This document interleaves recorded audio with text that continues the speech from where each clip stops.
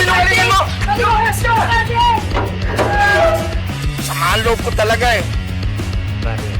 Masama talaga ang loob ko. Kung pwede ko nga lang patayin yung misis ko eh.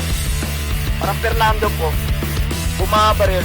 Pinaligpit sa akin ni Congressman ang taong ito. Marami na siyang alam.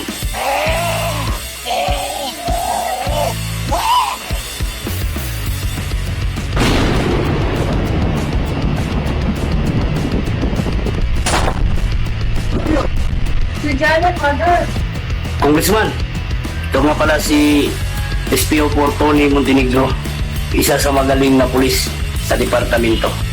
Alaman namin na ang number 1 suspect, bodyguard ni Congressman. Sino bodyguard niya? Mukhang hindi ka naniniwala.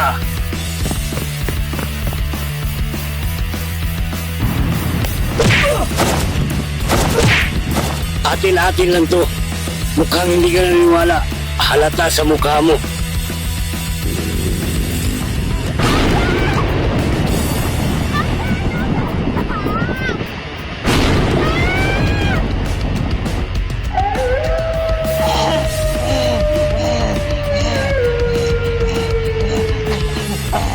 Mahal kita, mahal ko rin nanay mo pero nagkamali siya na maraming beses pa ulit-ulit. Masakit sa akin yun. Bakit namamayan kita nga? Ah!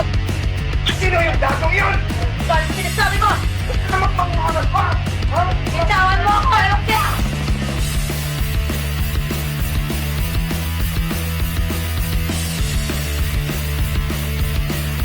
GVT Film Productions,